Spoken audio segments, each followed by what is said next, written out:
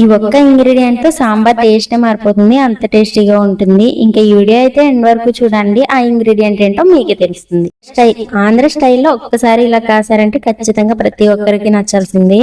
First అయితే మనం దీనికోసం పొయ్యి మీద గిన్నె పెట్టుకొని ఆయిల్ వేసుకొని ఇంకా ఆనియన్స్ పచ్చిమిర్చి వేయాలి. వేసి అవి బాగా ఫ్రై చేసిన తర్వాత టమాటో ముక్కలు వేసుకోవాలి. ఇలా టమాటో ముక్కలు కూడా బాగా ఫ్రై చేసిన తర్వాత ఇందులోనే క్యారెట్ ముక్కలు అలాగే ఆనపకాయ వేస్తే సాంబార్ టేస్ట్ వేరే ఉంటుంది. ఇంకా ఆనపకాయ వేయాలి. నెక్స్ట్ దీంట్లోనే నేను ములక్కాయ కూడా యాడ్ చేస్తున్నాను. ఇలా ములక్కాయ ముక్కలు కూడా వేసేసిన తర్వాత మొత్తం బాగా కలుపుకోవాలి. ఇలా బాగా కలుపుకొని ఒక 5 మినిట్స్ పాటు ఇలానే ఫ్రై చేసుకోవాలి.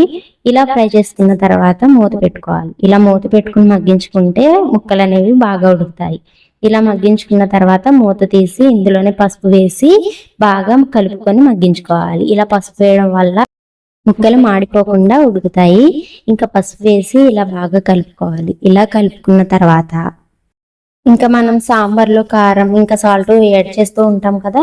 ఇంకా సాంబార్లో డైరెక్ట్ కాకుండా ఇలా ముక్కలు ఫ్రై చేసుకుంటున్నప్పుడే మిర్చి పౌడర్ కూడా వేసామంటే ఇంకా కారం స్మెల్ అనేది రాకుండా ఉంటుంది.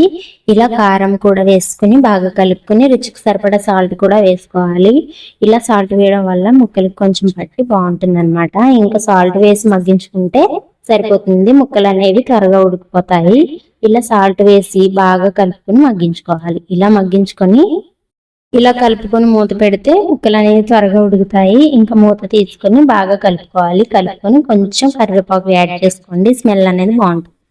ఇలా కరివేపాకు యాడ్ చేసుకున్న తర్వాత ముందుగా మనం ఉడకబెట్టుకున్న పప్పునైతే స్మాష్ చేసుకుని ఉంచుకోవాలి. ఇలా స్మాష్ చేసుకున్న పప్పుని ఈ ముక్కల్లో వేసేయాలి. ఇలా పప్పును మొత్తం ముక్కల్లో వేసేసి బాగా కలుపుకోవాలి.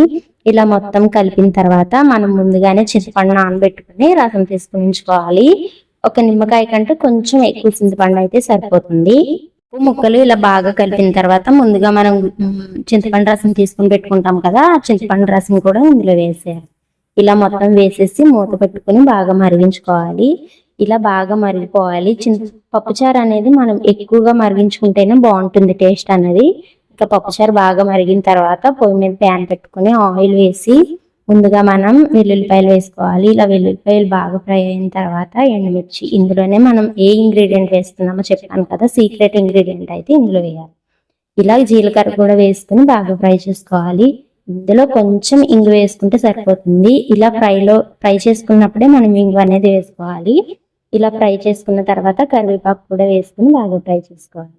ఈ పోపున అయితే ఇంక ఇలా తాలింపు పెట్టేసుకుంటే సరిపోతుంది.